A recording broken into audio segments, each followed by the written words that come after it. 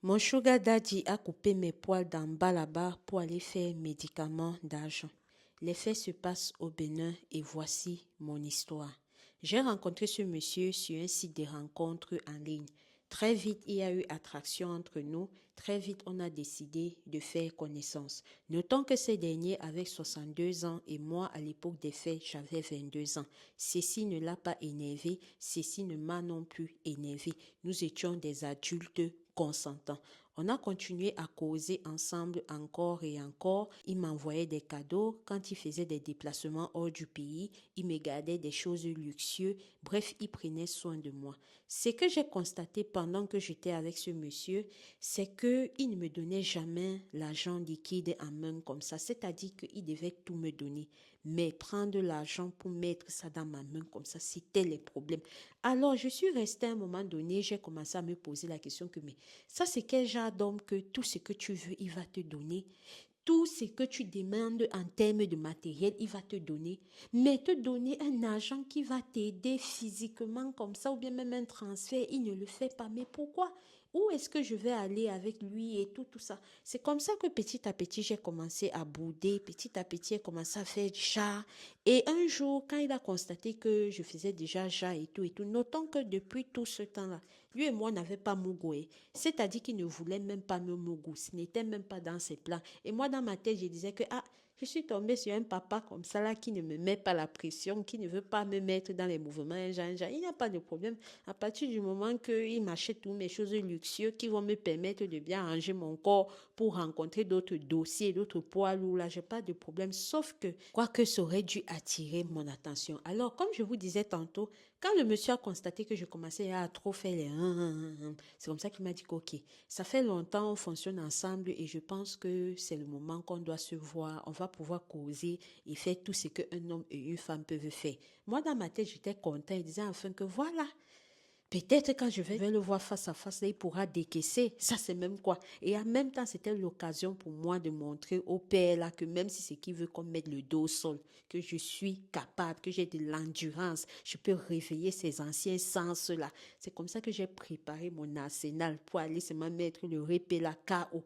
Quand j'arrive là-bas, c'est ainsi qu'il avait déjà loué la chambre, voilà. Donc, je suis arrivée, il était déjà là. J'arrive, chambre au standing, VIP, des champagnes et tout ça. C'est là où il me dit, entre ma chérie. Quand j'entre, on commence à causer. Il me demande si je vais prendre un verre de champagne. J'ai dit, bien sûr, il n'y a pas de souci. C'est comme ça qu'il me sert un verre de champagne, on boit. Sauf que je ne me rappelle pas à quel moment est-ce que j'ai commencé à dormir. Bref, quand je me lève, je suis seule dans la chambre. Je regarde à gauche, je regarde à droite. Le répé n'est plus là. Et quand je reste, je constate qu'il y a quelque chose qui ne va pas parce que je me suis même endormie, j'avais tous mes vêtements, mais quand je me réveille, mon bas là n'était plus sur moi. C'est là où j'envoie la main comme ça, je me rends compte qu'il m'a rasé là-bas, dans mon en bas là, il a bien retiré tous mes poils là-bas. Face à ça, je commence à paniquer. Je dis que hey, là, j'ai compris que il n'y a rien qui soit normal dans cette situation. Et sur le coup, j'ai donc décidé d'appeler une de mes copines avec qui je sais que on gère les busy. C'est là où j'appelle ma copine, je l'explique, je dis que tu vois notre père là, elle me dit oui, qu'il m'a fait quelque chose. Elle me demande qui t'a fait quoi.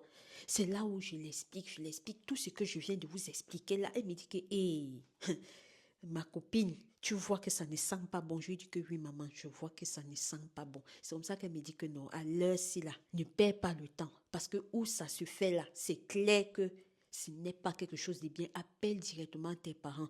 Moi, je vivais en ville et mes parents vivaient au village. C'est là où j'ai suivi le conseil de ma copine, étant toujours même dans la chambre d'hôtel là. C'est comme ça que j'appelle mes parents. Mes parents, sur le coup, eux-mêmes, ils ont acquiescé. Ils ont dit que non, ça, ce n'est pas une situation qui est censée être normale, mais ne t'en fais pas. Rentre à la maison. Le temps que tu rentres à la maison, on va regarder façon dans un système. C'est comme ça que les parents sont partis regarder façon dans un système. On les a fait comprendre que le père là a retiré ça comme ça pour aller faire les médicaments d'argent avec. Et que si c'est que 24 heures passent, qu'on ne fait rien sur cette petite-là, c'est que ça n'ira pas pour elle. Elle ne va pas rip, mais elle va devenir folle.